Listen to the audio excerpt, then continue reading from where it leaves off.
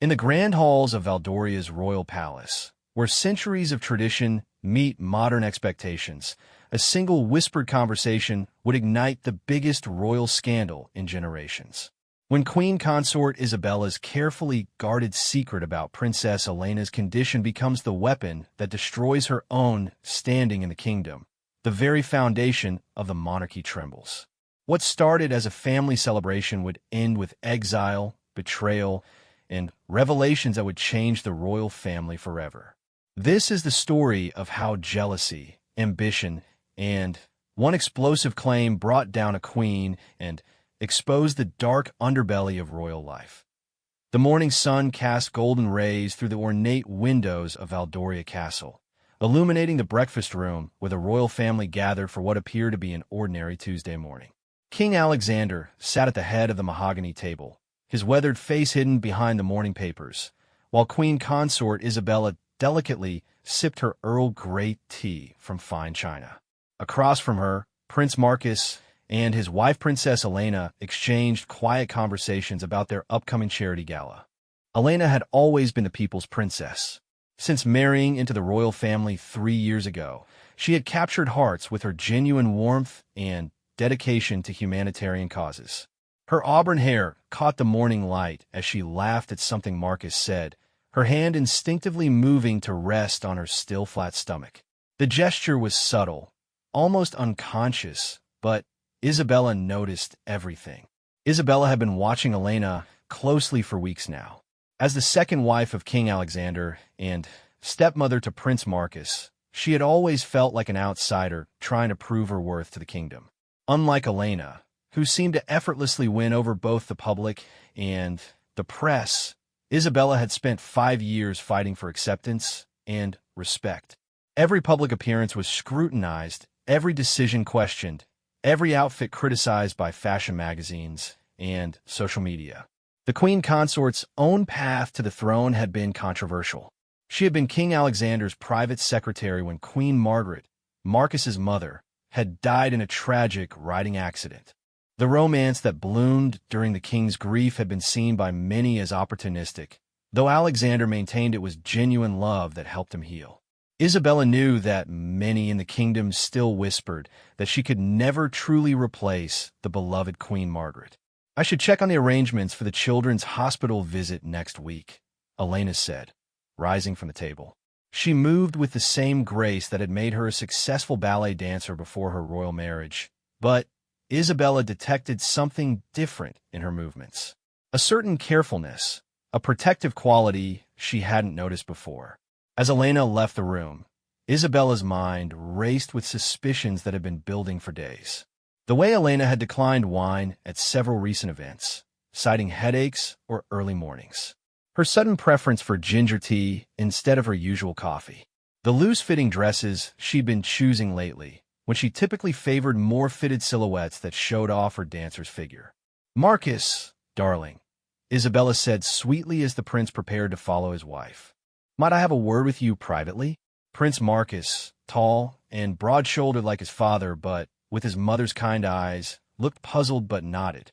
King Alexander excused himself to attend to state business, leaving the stepmother and stepson alone in the breakfast room. Isabella had always struggled with her relationship with Marcus. He had been 18 when she married his father, old enough to remember his mother clearly, and young enough to resent the woman who seemed to be taking her place. Their relationship had improved over the years, particularly after his marriage to Elena, but Isabella knew there was still a distance between them. "I wanted to discuss the upcoming state dinner with the Meridian delegation," Isabella began carefully. "I was hoping Elena might take the lead on the cultural presentation, but I'm concerned about her current condition." Marcus's brow furrowed. "Her condition? Isabella, what are you talking about?" Isabella leaned forward, her voice dropping to a conspiratorial whisper. "Marcus, surely you've noticed the signs. Elena hasn't been herself lately. The way she's been eating, or rather, not eating. The sudden aversions to certain foods and drinks. The fatigue I've observed during our longer engagements." The prince's expression shifted from confusion to understanding, then to something that looked almost like panic. "You think Elena is... I think your wife may be expecting," Isabella said softly. And while that would normally be wonderful news, I'm concerned about the timing. With your father's health issues and the upcoming constitutional discussions about succession, an announcement now could complicate things significantly. This wasn't entirely true. King Alexander was in good health for his age, and there were no pressing constitutional issues. But Isabella had learned that the most effective lies contained kernels of truth, and there were always political considerations around royal pregnancies. Marcus stood abruptly, his chair scraping against the marble floor. We haven't. That is, nothing has been confirmed. Isabella's heart raced with excitement. His reaction confirmed her suspicions. Elena was indeed pregnant, and from Marcus's flustered response, it seemed like the timing might indeed be complicated. Of course, I understand the need for discretion, Isabella continued smoothly. But as someone who cares deeply about this family's reputation and the stability of the monarchy, I felt I should voice my concerns. A pregnancy announcement could overshadow your father's important policy initiatives this year. And with Elena's schedule of international visits planned for the next several months, Marcus's face had gone pale. Isabella, I appreciate your concern, but Elena's health and our personal matters are not really your affair. The word stung, but Isabella maintained her composed smile. You're absolutely right, of course. I simply worry about the pressure Elena might be under, trying to maintain her demanding schedule while dealing with morning sickness and fatigue. The stress alone could be harmful. This was the seed Isabella wanted to plant. Not just the confirmation of the pregnancy, but the suggestion that Elena might be handling it poorly, that she might be putting her health at risk, that she might not be the picture-perfect princess the public believed her to be. Marcus excused himself quickly, clearly uncomfortable with the conversation. Isabella remained in the breakfast room, savoring her tea and the satisfaction of a plan beginning to take shape. She had married King Alexander with hopes of becoming a beloved queen consort, of earning the respect and admiration that had always eluded her. Instead, she had been overshadowed at every turn, first by the memory of Queen Margaret, and then by the living, breathing perfection that was Princess Elena. But information was power, and Isabella now possessed information that could shift the narrative. Elena's pregnancy, if handled correctly, could become the story that finally elevated Isabella's own standing. Not through Elena's success, but through her careful management of what could be presented as a crisis requiring wisdom and experience to navigate.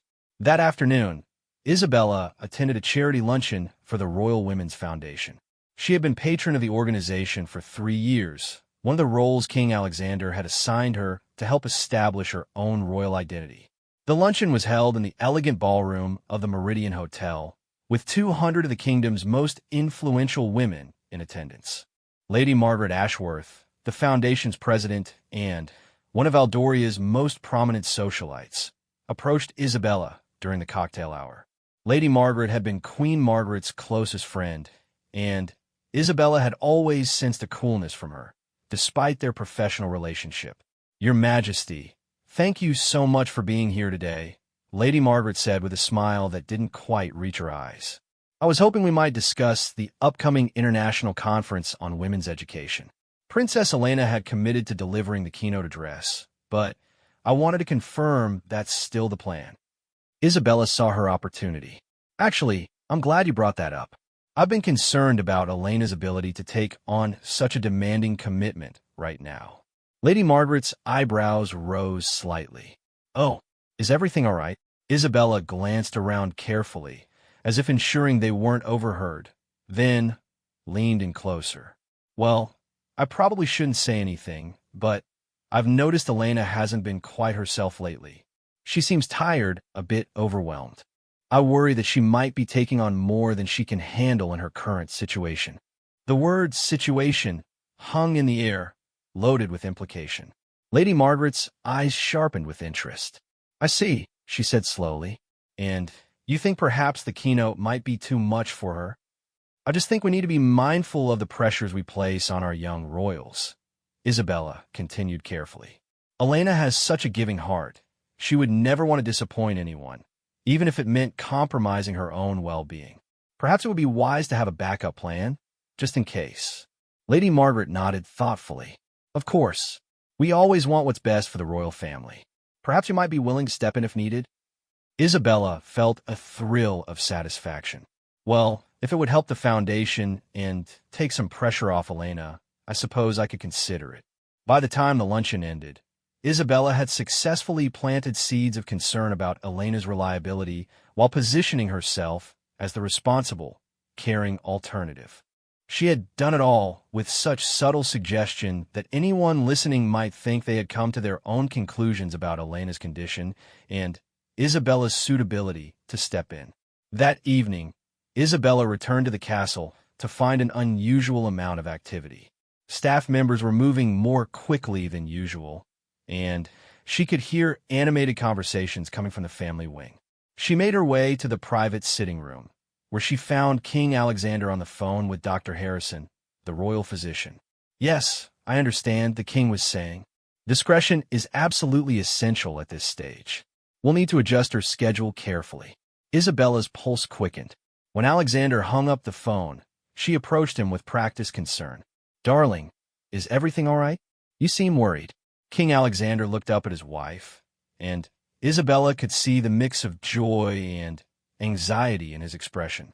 "It's Elena. She and Marcus came to see me this afternoon. They wanted to share some news privately before making any official announcements." Isabella feigned surprise, widening her eyes appropriately. "News? She's pregnant," Alexander said, his voice carrying both happiness and worry. "About 8 weeks along. They wanted to tell the family first, get through the critical first trimester before making it public." "Oh, how wonderful!" Isabella exclaimed, moving to embrace her husband. "A grandchild? You must be thrilled." "I am," Alexander said, but his tone was cautious. "Though I have to admit, I'm concerned about the timing. Elena has that trade mission to 3 countries next month, the education conference, the state visit from Meridian. Dr. Harrison is advising that she reduce her schedule significantly." Isabella's mind raced with possibilities. Of course, that makes perfect sense. Pregnancy can be so demanding, especially in the early stages. "I remember when I was expecting." She paused, allowing a shadow of old grief to cross her face. Isabella had suffered 2 miscarriages during her marriage to Alexander, losses that had been kept private but had contributed to her sense of failure as a royal wife. Alexander's expression softened with sympathy and understanding. "I know this brings up difficult memories for you, my dear." "It does," Isabella said quietly, "which is why I'm so concerned for Elena. She's so young, so eager to prove herself. I worry she might not fully understand the risks of maintaining such a demanding schedule while pregnant." "What do you mean?" Isabella chose her words carefully. "Well, Elena has always been so determined to live up to expectations. I admire that about her, truly. But sometimes I wonder if she fully grasps the potential consequences of pushing too hard, especially now. The stress alone." King Alexander frowned. Dr. Harrison didn't express any specific concerns about stress. "Of course not. He's far too diplomatic," Isabella said with a slight smile. "But I've been observing Elena closely, and I can see the strain she's under. The way she sometimes seems distant during conversations, the fatigue I've noticed, the way she's been declining social invitations. I think she's already feeling overwhelmed, and she hasn't even announced the pregnancy yet." Alexander was listening intently now. Isabella had learned over their 5-year marriage that her husband valued her observations about the family dynamics he sometimes missed while focusing on affairs of state. "Perhaps," Isabella continued, "it might be wise for Elena to step back from some of her commitments earlier rather than later. Not just for her own health, but to avoid any potential complications that might become public. The last thing we want is for Elena to collapse during a public engagement or have to cancel commitments at the last minute. The press would have a field day speculating about what's wrong." This was the crucial moment. Isabella was framing her suggestion not as criticism of Elena, but as protection for both Elena and the monarchy. She was positioning herself as the wise, experienced voice looking out for the family's best interests. King Alexander nodded slowly. You make valid points. Perhaps I should speak with Marcus about adjusting Elena's schedule more significantly. That might be wise, Isabella agreed. And of course, if any adjustments need to be made to upcoming events or commitments, I'm happy to step in wherever needed. I know my schedule isn't as demanding as Elena's. Alexander smiled at his wife with genuine warmth. Thank you, darling. I don't know what I'd do without your wisdom and support. As Isabella prepared for bed that night, she felt a satisfaction she hadn't experienced in years. The conversation with King Alexander had gone perfectly. She had successfully positioned Elena's pregnancy not as a joyous celebration, but as a potential crisis requiring careful management. More importantly, she had positioned herself as the solution. But Isabella's ambitions extended beyond simply taking over a few of Elena's commitments. She had spent 5 years living in the shadow of Queen Margaret's memory and Elena's popularity. This pregnancy represented an opportunity to finally claim her rightful place as the kingdom's primary royal woman. The next morning would bring new opportunities to shape the narrative around Elena's condition. Isabella had already planted seeds with Lady Margaret Ashworth, and she knew that news traveled quickly through Valdoria's elite social circles.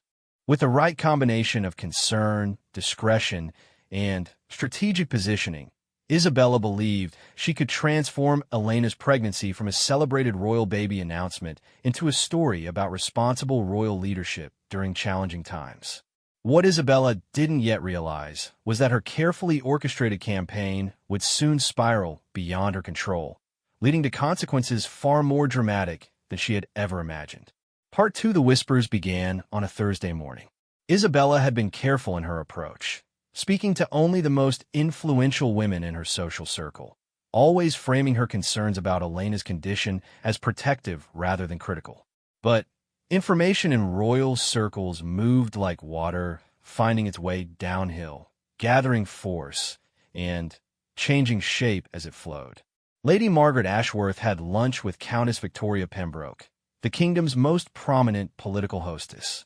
During their conversation about the upcoming charity gala, Lady Margaret mentioned Isabella's concerns about Princess Elena's ability to handle her demanding schedule, given her current situation.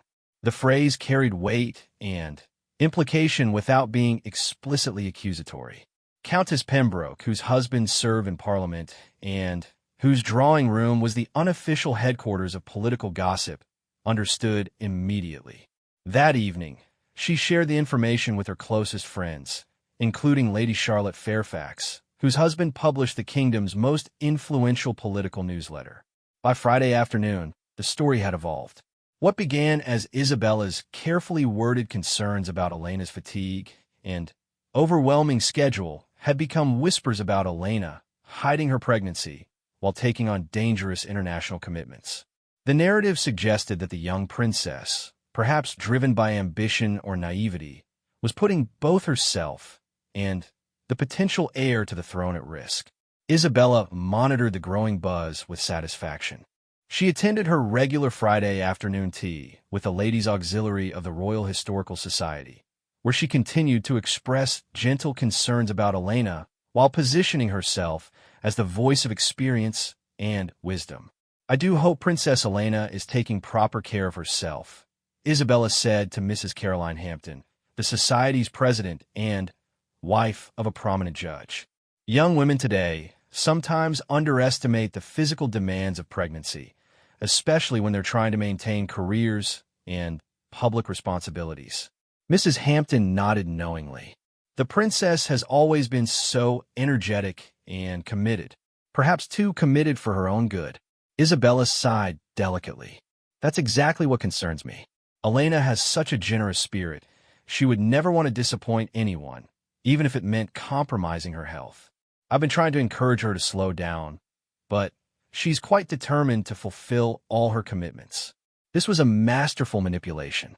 Isabella was suggesting that she had personally tried to help Elena make better decisions, implying both that Elena was making poor choices and that Isabella was the caring family member trying to protect her.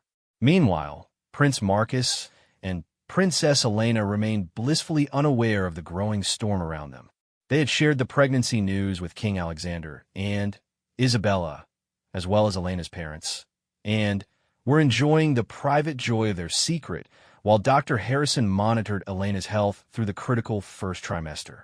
Elena had indeed been experiencing some morning sickness and fatigue, which was completely normal for early pregnancy. She and Marcus had decided to modify her schedule slightly, postponing the most physically demanding engagements until after the first trimester, but maintaining her core commitments. Elena felt well enough to continue most of her duties and was determined not to let pregnancy limit her effectiveness as a working royal. The couple's private approach to managing the pregnancy responsibly would normally have been praised as sensible and mature. But Isabella's whisper campaign was creating a different narrative, one that painted Elena's continued public appearances as reckless and her modified schedule as evidence of problems. On Saturday evening, the family gathered for their weekly private dinner, a tradition King Alexander had maintained to ensure the royal family remained connected despite their demanding individual schedules.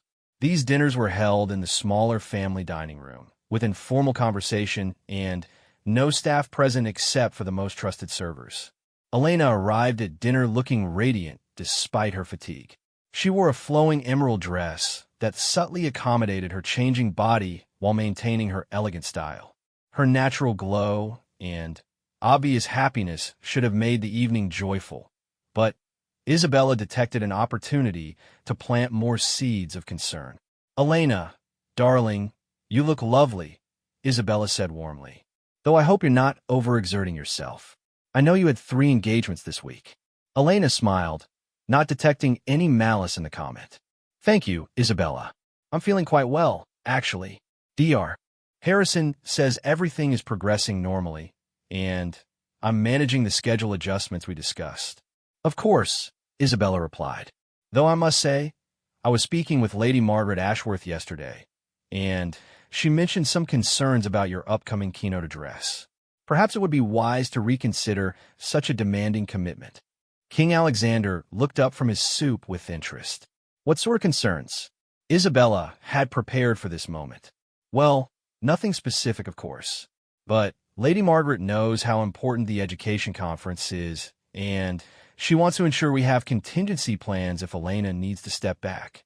The keynote is quite demanding, an hour-long address, followed by a panel discussion, then a reception with international delegates.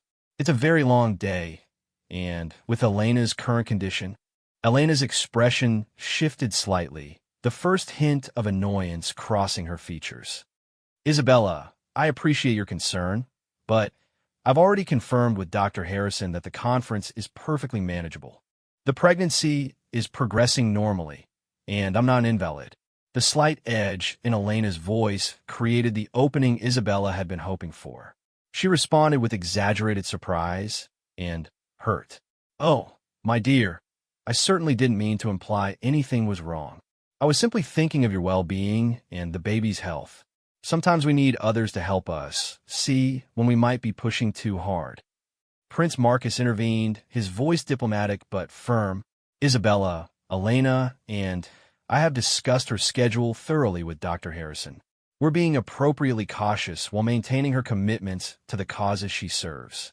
"Of course you are," Isabella said quickly. "I have complete faith in your judgment, Marcus. I suppose I'm just being overly protective because I care so much about you both." King Alexander, attempting to smooth over the growing tension, changed the subject to upcoming state business. But Isabella had achieved her goal. She had created a moment of conflict where Elena appeared defensive and unreasonable, while she appeared caring and concerned. More importantly, she had done it in front of King Alexander, planting doubts about Elena's judgment regarding her pregnancy management. After dinner, Isabella lingered in the family sitting room while Marcus and Elena excused themselves for a walk in the gardens. King Alexander was reviewing some documents when Isabella approached him with carefully manufactured concern. Alexander, I hope I didn't overstep earlier. I really do worry about Elena, though. The king looked up from his papers. What specifically worries you? Isabella sat down beside her husband, her expression thoughtful and caring. It's difficult to explain without sounding critical, which is the last thing I want to be. But I've been observing Elena closely since she shared the wonderful news, and I'm concerned that she might not fully appreciate the risks involved in maintaining such an intensive schedule. Dr. Harrison hasn't expressed any concerns about her current activity level. No, of course not. Dr. Harrison is wonderfully supportive and diplomatic. But, Alexander, I've been through this myself. I know how easy it is to convince yourself that you're fine when you're actually pushing beyond what's safe. This was Isabella's masterstroke, invoking her own pregnancy experiences, including the 2 miscarriages she had suffered. It was a deeply personal and painful topic that she knew Alexander would handle with sensitivity. I just worry, Isabella continued, that Elena's determination to prove herself as a working royal might be clouding her judgment about what's best for the baby. The stress alone from maintaining such a demanding schedule during early pregnancy. King Alexander's expression grew more serious.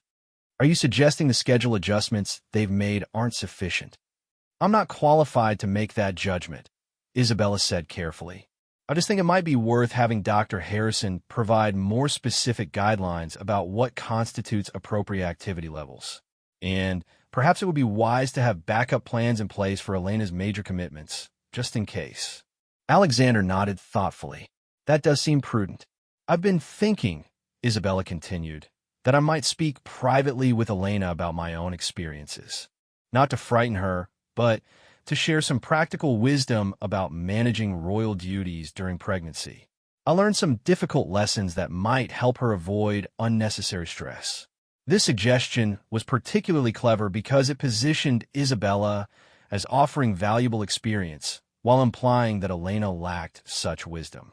It also created an opportunity for Isabella to have private conversations with Elena that could be used to gather more information or plant more seeds of concern. King Alexander smiled at his wife with genuine appreciation. That's very thoughtful of you, Isabella. I'm sure Elena would benefit from your experience and perspective. That night, Isabella lay in bed planning her next moves. The conversation with Alexander had gone even better than she had hoped. Not only had she successfully planted doubts about Elena's judgment, but she had also secured permission to approach Elena directly under the guise of offering helpful advice. Isabella's strategy was becoming clearer in her own mind. She would continue building a narrative that positioned Elena as irresponsible and naive while establishing herself as the experienced, wise voice of reason. The goal was not necessarily to harm Elena, but to diminish her standing enough that Isabella could step into a more prominent role within the royal family. The following week brought new opportunities to advance this strategy. Isabella had a scheduled appearance at the opening of a new children's wing at Royal Memorial Hospital, an event that would generate significant media coverage. Elena was supposed to attend as well, but she had canceled that morning due to morning sickness, leaving Isabella to handle the event alone. For most people, a bout of morning sickness would be seen as a normal part of pregnancy. But Isabella saw it as ammunition for her growing narrative about Elena's inability to manage her responsibilities while pregnant. At the hospital event, Isabella was approached by several journalists who asked about Princess Elena's absence. Isabella's response was masterfully crafted to sound supportive while actually raising questions. Princess Elena is taking very good care of herself and the baby, which is exactly what she should be doing, Isabella said with a warm smile. As someone who has experienced the challenges of pregnancy myself, I understand how important it is to prioritize health over public appearances, even when it means disappointing people who are looking forward to seeing you. The statement appeared completely supportive on the surface. Isabella was praising Elena for prioritizing her health and expressing understanding about the challenges of pregnancy. But the subtext was more damaging. It suggested that Elena was frequently canceling appearances due to pregnancy-related issues, and that these cancellations were disappointing to the public. Royal correspondent Sarah Mitchell, who had covered the monarchy for 15 years, picked up on the implications immediately. That evening's news report included Isabella's comments, along with speculation about whether Princess Elena's pregnancy might affect her ability to fulfill her royal duties during the critical months ahead. The story gained traction quickly. Social media lit up with discussions about whether pregnant royals should maintain full schedules, with many users praising Isabella for her understanding approach while questioning Elena's commitment to her responsibilities. By the end of the week, the narrative had solidified. Princess Elena was struggling to balance her pregnancy with her royal duties, while Queen Consort Isabella was stepping up to fill the gaps with wisdom and grace. It was exactly the story Isabella had been crafting, but it was now being told by others, giving it the appearance of objective truth rather than deliberate manipulation. Elena, meanwhile, was beginning to sense the shifting atmosphere around her. Comments from staff seemed different, and she noticed more critical coverage in the press about her modified schedule. When she mentioned her concerns to Marcus, he initially dismissed them as pregnancy-related sensitivity. But as the week progressed, even Marcus began to notice the change in tone surrounding his wife's public image. The stage was set for the confrontation that would transform Isabella's whisper campaign into a full-blown royal crisis. Elena's growing awareness of the negative narrative, combined with Isabella's increasing confidence in her strategy, would soon lead to the explosive encounter that would change everything for both women. Isabella had successfully created doubt about Elena's judgment and reliability while positioning herself as the responsible alternative. But she had not anticipated how Elena would respond when she finally realized what was happening, nor had she considered that her own past might be scrutinized once she stepped more prominently into the spotlight. The careful balance Isabella had maintained between supporting and undermining Elena was about to collapse spectacularly, leading to consequences that would extend far beyond anything she had originally planned. Part 3 of the confrontation came on a rain-soaked Tuesday morning in the castle's East Wing library, a private space where the royal family often retreated for quiet conversations. Elena had been struggling with morning sickness for 3 days straight, missing 2 public engagements and a charity board meeting. Each cancellation had been reported by the press, with increasing speculation about her ability to fulfill her royal duties while pregnant. Elena had spent the morning reading the latest coverage of her unreliability and trying to understand how the narrative around her pregnancy had shifted so dramatically. She was particularly stung by an editorial in the Royal Observer questioning whether young royals understood the sacrifices required by public service, and whether modern royal wives were perhaps too focused on personal concerns to properly serve the crown. When Isabella entered the library carrying a tea service and wearing an expression of gentle concern, Elena felt a flash of something that surprised her: suspicion. "I thought you might enjoy some ginger tea," Isabella said warmly, setting down the elegant porcelain service on the small table between 2 leather armchairs.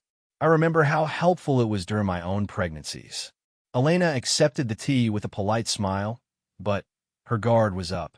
Over the past week, she had begun to notice that Isabella's expressions of concern always seemed to come with subtle implications that Elena wasn't handling her situation well.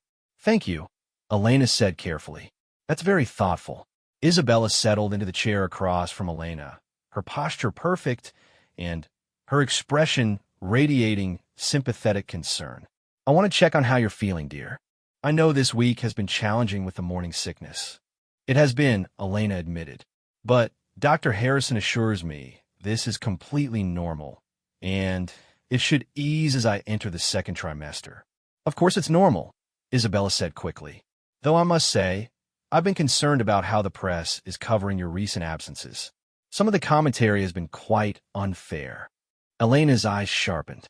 There was something in Isabella's tone that didn't match her words, a satisfaction disguised as sympathy. "What sort of commentary?" "Oh, just the usual media speculation when royals modify their schedules," Isabella said with a dismissive wave.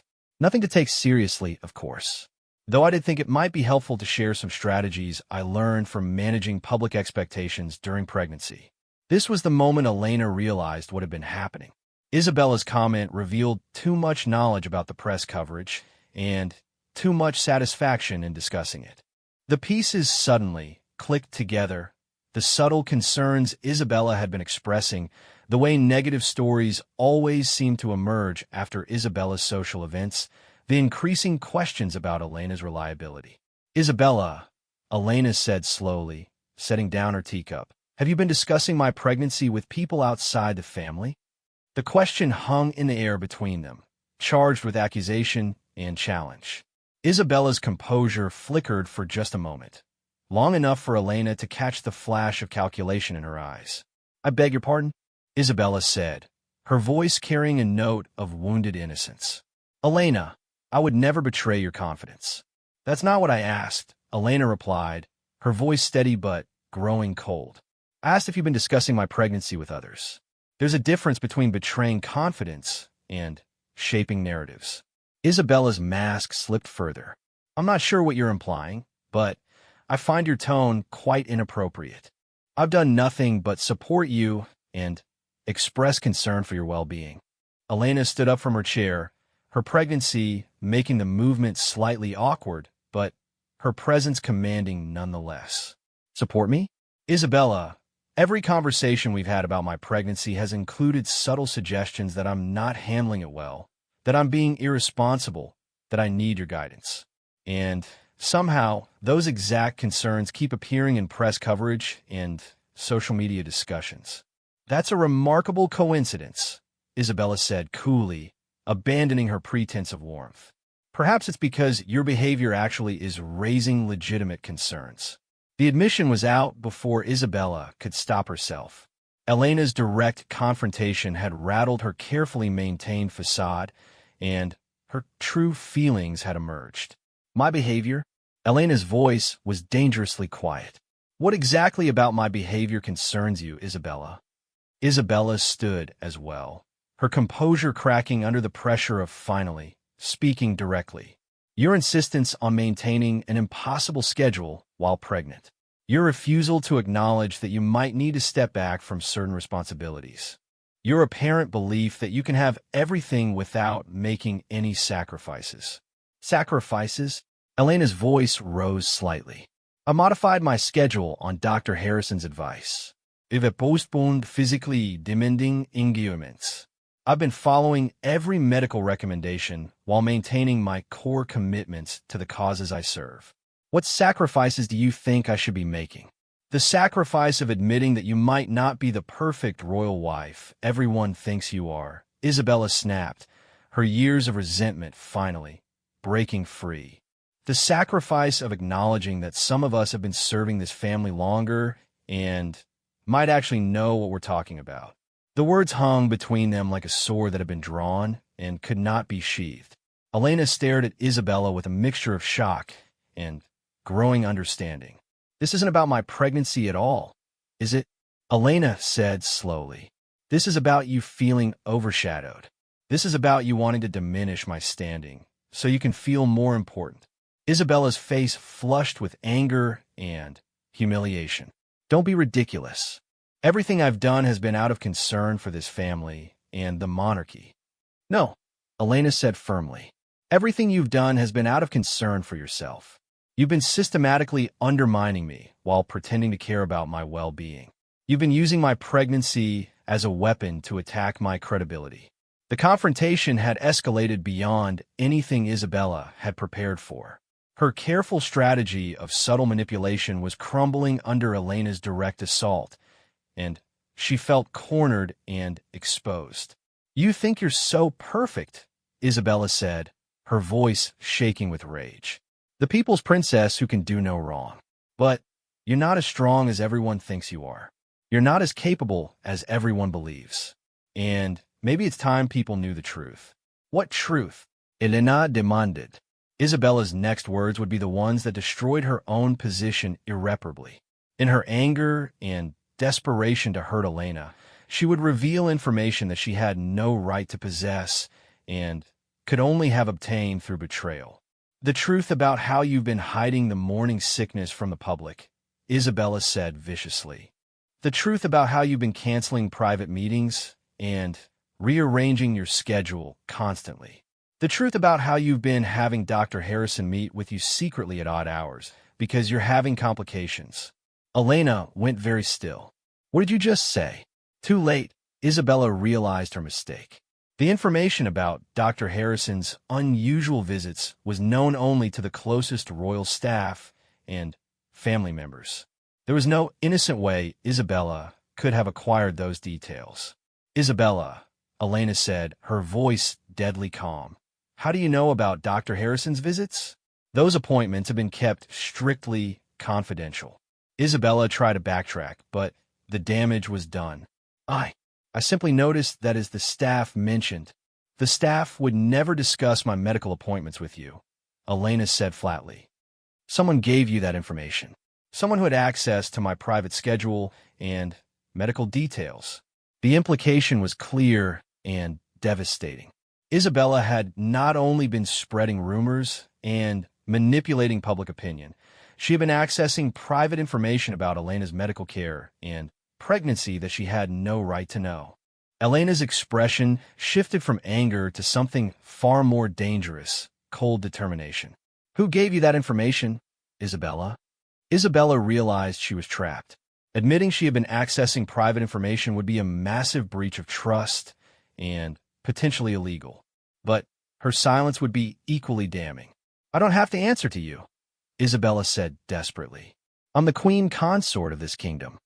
And I'm a member of this family who has just discovered that my stepmother-in-law has been violating my privacy and using personal information about my pregnancy to damage my reputation, Elena replied. We'll see which of those positions King Alexander finds more important. The threat was unmistakable.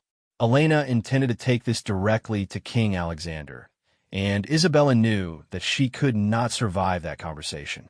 Her husband's loyalty to the monarchy and its reputation would override any personal feelings he might have for her, especially if it became clear that she had been systematically undermining his daughter-in-law.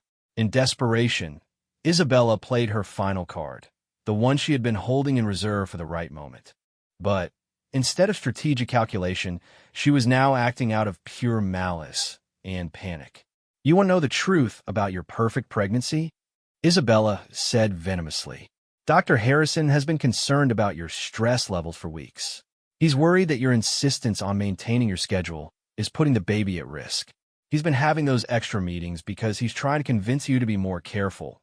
But you won't listen. Elena's face went white. That's a lie. Is it? Isabella pressed her advantage, not realizing she was about to cross a line that would destroy her completely. Ask him yourself. Ask him what he really thinks about your chances of carrying this pregnancy to term if you keep pushing yourself the way you have been. The words were calculated to cause maximum emotional damage, striking directly at Elena's deepest fears about her pregnancy. But they were also completely false, a fabrication born from Isabella's intimate knowledge of pregnancy loss and her desire to wound Elena as deeply as possible. Elena stood very still for a long moment, processing what Isabella had just said. When she finally spoke, her voice was controlled, but carrying an undertone of pure steel. You're lying, she said simply. Dr. Harrison would never share those kind of concerns with you, and if he had them, he would discuss them with Marcus and me directly. Isabella realized too late that she had overplayed her hand. The specific nature of her claims made it clear that she was fabricating details rather than reporting genuine concerns. But the fact that you would lie about something like that, Elena continued, her voice growing stronger, tells me everything I need to know about who you really are and what you've been doing to me and my family. Elena moved toward the door, but turned back for one final statement that would seal Isabella's fate. I'm going to speak with King Alexander and Marcus about this conversation. All of it. And I'm going to recommend that we investigate exactly how you've been obtaining private information about my medical care and pregnancy and who you've been sharing it with. Because what you've done isn't just unethical, Isabella. It may actually be illegal. As Elena left the library, Isabella sank back in her chair. Finally, understanding the magnitude of her miscalculation. In her desperate attempt to diminish Elena's standing, she had revealed her own role in the negative press coverage, admitted to accessing private information, and made false claims about medical concerns that could be easily disproven. But the worst was yet to come, because Elena was not just going to report the conversation to her husband and father-in-law. She was going to ensure that the full scope of Isabella's campaign against her became public knowledge.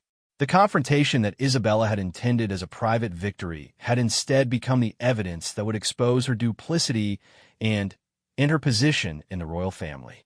And Elena, whom Isabella had underestimated as naive and vulnerable, was about to demonstrate exactly why she had earned the love and respect of the kingdom. The next 24 hours would see the complete collapse of Isabella's carefully constructed reputation and the beginning of a scandal that would rock the monarchy to its foundations. Part 4. King Alexander's private study had witnessed many difficult conversations over the years, but few as devastating as the one that took place at 9 o'clock on Wednesday morning. Elena had requested the meeting immediately after her confrontation with Isabella, and she had asked that Prince Marcus be present as well. The king had agreed, sensing the urgency in his daughter-in-law's voice, though he had no idea what was about to unfold. Elena sat in the leather chair across from Alexander's mahogany desk, her posture straight despite her pregnancy fatigue. Marcus stood beside her, his hand resting protectively on her shoulder. The couple had spent the previous evening discussing exactly how to present what they had discovered, knowing that the conversation would likely end Isabella's position in the royal family. "Father," Marcus began, using the formal address that indicated the seriousness of the occasion, "Elena has uncovered something that requires your immediate attention and action." King Alexander set down the documents he had been reviewing and gave them his full attention. At 62, he had developed an instinct for recognizing when personal and political crises were about to collide. Elena took a deep breath and began to recount her confrontation with Isabella, starting with the seemingly supportive offer of ginger tea and progressing through the revelation of Isabella's systematic campaign against her. She spoke carefully and precisely, knowing that every detail would be scrutinized. As Elena described Isabella's admission that she had been shaping public opinion about the pregnancy, Alexander's expression grew increasingly grave. When she revealed Isabella's knowledge of private medical appointments and her fabricated claims about Dr. Harrison's supposed concerns, the king's face darkened with a fury his family had rarely seen. She claimed to know details about Dr. Harrison's visits that could only have come from someone with access to your private medical schedule, Alexander said slowly, his voice controlled but dangerous. And she made specific claims about his alleged concerns regarding the pregnancy that you believe to be false. "I called Dr. Harrison immediately after leaving the library," Elena confirmed. "He was appalled by Isabella's claims. Not only has he never expressed concerns about my pregnancy or stress levels to anyone, but he confirmed that sharing such information with Isabella would be a massive breach of medical ethics and patient confidentiality." Marcus stepped forward, his own anger barely contained. "Father, we're not just talking about inappropriate gossip or family tensions. Isabella has been systematically undermining Elena's reputation while accessing private information she had no right to possess. This goes far beyond personal jealousy. It's a betrayal of everything the monarchy stands for." Alexander was quiet for several long minutes, processing the implications of what he was hearing. As king, he understood that Isabella's actions threatened not just Elena's personal reputation, but the integrity of the royal institution itself.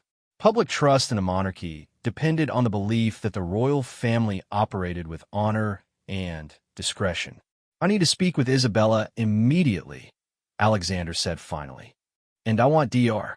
Harrison here within the hour to provide a formal statement about his interactions regarding Elena's pregnancy and medical care."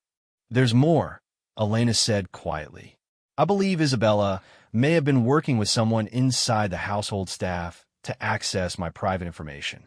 The details she knew about my schedule modifications and Dr. Harrison's visits were too specific to have been obtained through casual observation. This revelation struck Alexander like a physical blow. The possibility that someone within the trusted inner circle of royal staff had been providing private information to Isabella for the purpose of undermining Elena suggested a level of betrayal that threatened the very foundation of royal security and privacy.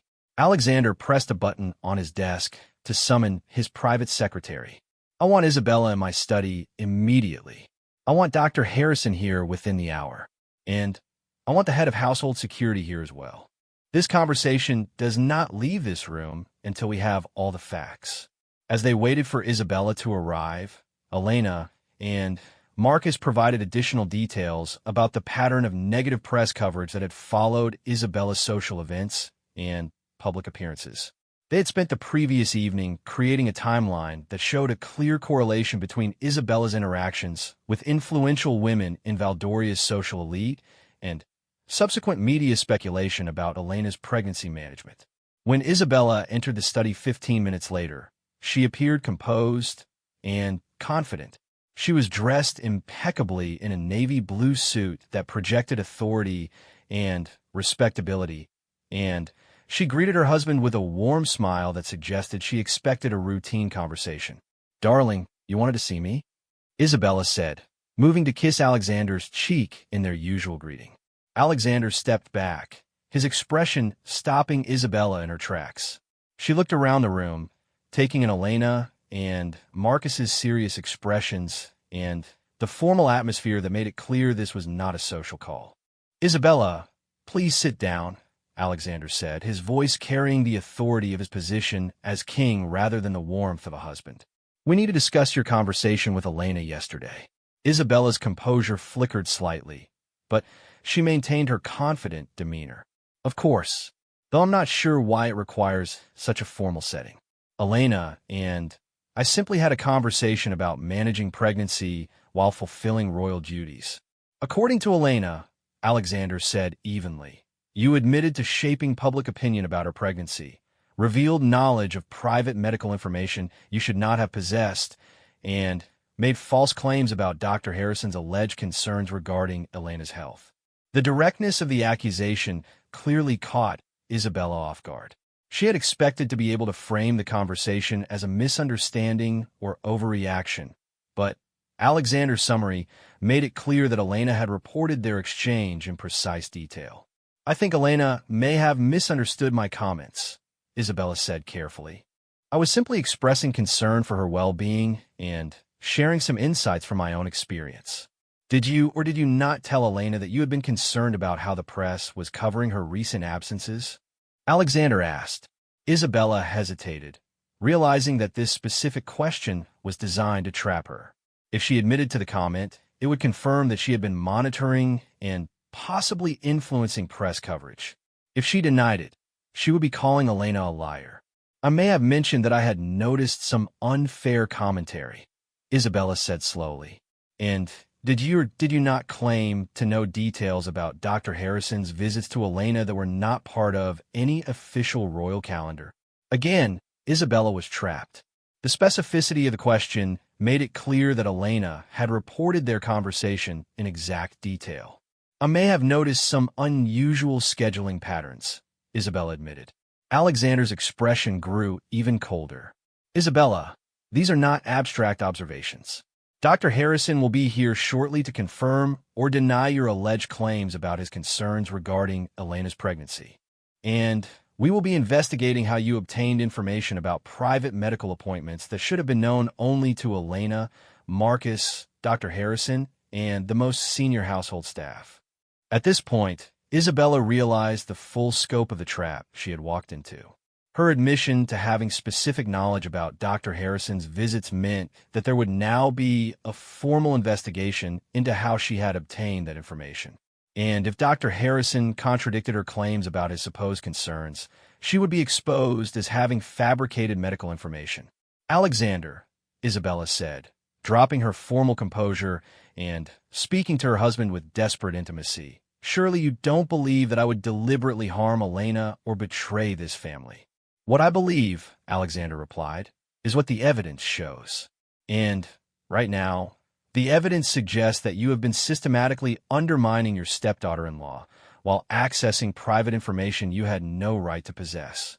Dr. Harrison arrived 20 minutes later, a distinguished man in his 60s who had served as royal physician for over 2 decades. His presence in the room immediately elevated the gravity of the situation, as everyone present knew that his testimony would be definitive. Dr. Harrison, Alexander began, I need you to state clearly and formally whether you have ever expressed concerns to anyone about Princess Elena's pregnancy, her stress levels, or her ability to carry the pregnancy to term given her current schedule. Dr. Harrison looked puzzled by the question. Your Majesty, I have never expressed any such concerns because no such concerns exist. Princess Elena is experiencing a completely normal, healthy pregnancy. I have made some recommendations about schedule modifications that she and Prince Marcus have followed conscientiously. And have you ever shared details about Princess Elena's medical appointments or pregnancy management with Queen Consort Isabella? Absolutely not, Dr. Harrison said firmly. Such a disclosure would violate every principle of medical ethics and patient confidentiality. I have discussed Princess Elena's care only with her, Prince Marcus, and yourself when they specifically requested that you be informed of the pregnancy. Alexander turned to Isabella, whose face had gone pale as Dr. Harrison systematically destroyed the claim she had made to Elena. Isabella, Dr. Harrison has just contradicted every medical claim you made to Elena yesterday. Would you like to explain how you came to believe information that the royal physician says is completely false? Isabella realized she was facing complete exposure. Her lies about Dr. Harrison's supposed concerns had been thoroughly debunked, and there was no way to explain her specific knowledge of his private visits without admitting to accessing confidential information. I may have misunderstood some things I heard, Isabella said weakly. What things? From whom? Alexander pressed. Isabella's silence confirmed what everyone in the room already understood. She had fabricated the medical concerns and inappropriately accessed private information about Elena's pregnancy management. Alexander stood from his desk, his decision made. Isabella, your actions have constituted a fundamental betrayal of trust within this family and a serious breach of the privacy and dignity that the monarchy requires. You have systematically undermined Princess Elena while accessing confidential information, and you have made false claims about medical concerns that could have caused serious emotional distress. Isabella began to understand that this conversation was not about discipline or correction. It was about ending her position in the royal family. Alexander, please, she said desperately. I made some mistakes, but surely we can work through this privately. I can apologize to Elena, adjust my behavior. No, Alexander said firmly. What you have done goes far beyond mistakes that can be corrected with apologies. You have betrayed the fundamental trust that makes royal family relationships possible, and you have done it in a way that threatens the integrity of the monarchy itself. King Alexander's next words would effectively end Isabella's role as queen consort and begin the process that would lead to her exile from the royal family and the kingdom itself. Isabella, I am formally requesting that you prepare for an extended private retreat while we conduct a full investigation into your actions. This retreat will begin immediately and continue indefinitely. The word retreat was royal euphemism for exile, and everyone in the room understood its implications. Isabella's position as queen consort was effectively ending, and her future in the kingdom was now in serious doubt. But even this dramatic consequence would not be sufficient to contain the scandal that Isabella's actions had created, because within hours, the details of her campaign against Elena would begin leaking to the press, creating the biggest royal crisis in a generation. Part 5, the first news report appeared on the Royal Observer's website at 6:47 a.m. on Thursday, exactly 18 hours after Isabella's confrontation with King Alexander. The headline was devastating in its simplicity. Queen Consort Isabella under investigation for breach of royal privacy. By 8 a.m., every major news outlet in the kingdom was running their own version of the story, and by noon, international media had picked up the scandal. Isabella sat in her private chambers, officially confined to the castle grounds while the investigation proceeded, watching her reputation and position disintegrate in real time across multiple news channels. The initial reports were careful to stick to confirmed facts. An investigation was underway. Isabella was temporarily withdrawn from public duties, and the matter involved Princess Elena's pregnancy and medical privacy. But the carefully controlled initial coverage quickly gave way to more detailed reporting as journalists connected dots that had been visible for weeks. Royal correspondents began analyzing the pattern of negative coverage about Elena's pregnancy management, tracing many of the stories back to sources close to Isabella's social circle. Lady Margaret Ashworth found herself in the uncomfortable position of being contacted by multiple journalists asking about her conversations with Queen Consort Isabella regarding Princess Elena's condition. Under normal circumstances, Lady Margaret would have declined to comment on private conversations with royalty. But the formal nature of the investigation made it clear that her previous discretion might no longer be protective. I did have conversations with Her Majesty about concerns regarding Princess Elena's demanding schedule, Lady Margaret admitted to Sarah Mitchell from the Royal Observer. Queen Consort Isabella expressed what seemed like genuine worry about Princess Elena's well-being during her pregnancy. But when pressed about the specific nature of those concerns and how Isabella had come to know details about Elena's private medical appointments, Lady Margaret's discomfort became obvious. "I cannot speak to how Her Majesty obtained her information," Lady Margaret said carefully. "I simply assumed she was speaking from her position within the royal family." Similar conversations were taking place across Valdoria's social elite as journalists worked to trace the source and spread of information that was now clearly understood to have been obtained improperly. Countess Victoria Pembroke, Lady Charlotte Fairfax, and dozens of other influential women found themselves having to explain their role in spreading rumors that had originated from Isabella's breach of Elena's privacy. Meanwhile, the royal household security investigation was uncovering the mechanics of how Isabella had obtained her inside information. The head of security, James Morrison, had been conducting interviews with key staff members who had access to Elena's private schedule and medical arrangements.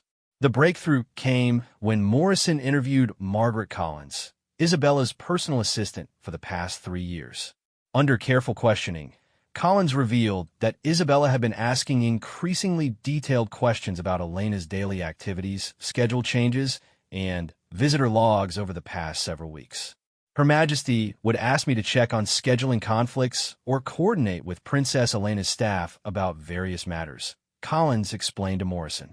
"I thought I was helping to ensure smooth coordination between their offices.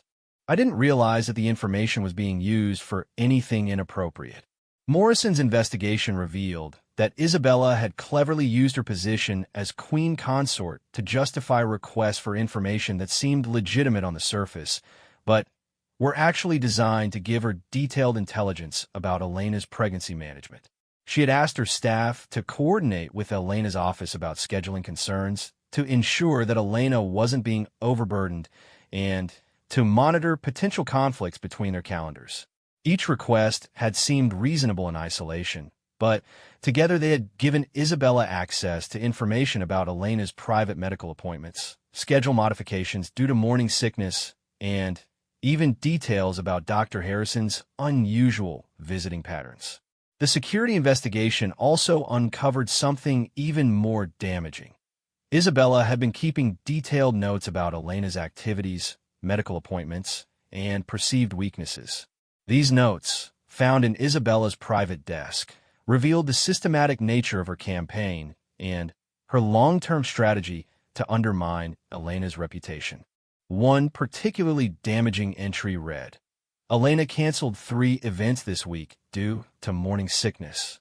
Pattern suggests she's struggling more than she admits publicly. Opportunity to position myself as reliable alternative while raising questions about her commitment." When King Alexander was briefed on these findings, his expression grew grimmer than his staff had ever seen. The notes made it clear that Isabella's actions were not the result of momentary jealousy or poor judgment, but a calculated campaign to damage Elena's standing while advancing her own position. She documented her strategy for undermining Elena, Alexander said to his private secretary. This wasn't emotional reaction or family tension. This was deliberate sabotage. The revelation of Isabella's notes would prove to be the final nail in the coffin of her relationship with the royal family. But it would also trigger something Isabella had never anticipated, a public backlash that would make her position in the kingdom itself untenable. As news of the investigation spread, public opinion turned decisively against Isabella. Princess Elena had been beloved by the people of Aldoria since her marriage to Prince Marcus, and the revelation that Isabella had been systematically undermining her during her pregnancy struck many as particularly cruel and calculating. Social media erupted with condemnation of Isabella's actions. The hashtag #StandWithElena began trending within hours of the initial news reports, accompanied by messages of support for the princess, and called for Isabella to be held accountable for her actions. More damaging still, several of the women Isabella had confided in began speaking to journalists about their interactions with the queen consort. What emerged was a pattern of Isabella using her royal position to spread subtle criticisms and concerns about Elena while positioning herself as the wise, experienced alternative. Mrs. Caroline Hampton, president of the Ladies' Auxiliary of the Royal Historical Society, spoke to the Royal Tribune about her recent conversations with Isabella. I'm deeply disturbed to learn that the concerns Queen Consort Isabella expressed about Princess Elena were based on improperly obtained private information, Mrs. Hampton said. Had I known that Her Majesty was breaching Princess Elena's privacy to gather ammunition for criticism, I would never have participated in those conversations. The statement was particularly damaging because it came from someone who had been part of Isabella's social circle and had initially been receptive to her concerns about Elena. Mrs. Hampton's public distancing from Isabella signaled to other society figures that supporting the Queen Consort was no longer socially or politically viable.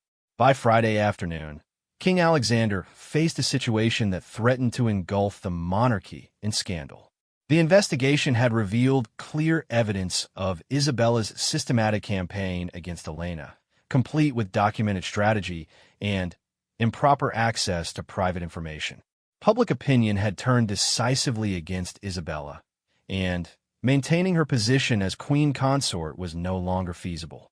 The king called an emergency meeting with his closest advisors, including the prime minister, to discuss options for managing the crisis. The consensus was clear.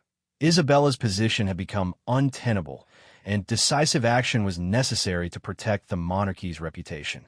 Your Majesty, the prime minister said carefully, the investigation findings and public reaction have created a situation where Queen Consort Isabella's continued presence threatens the stability and reputation of the crown.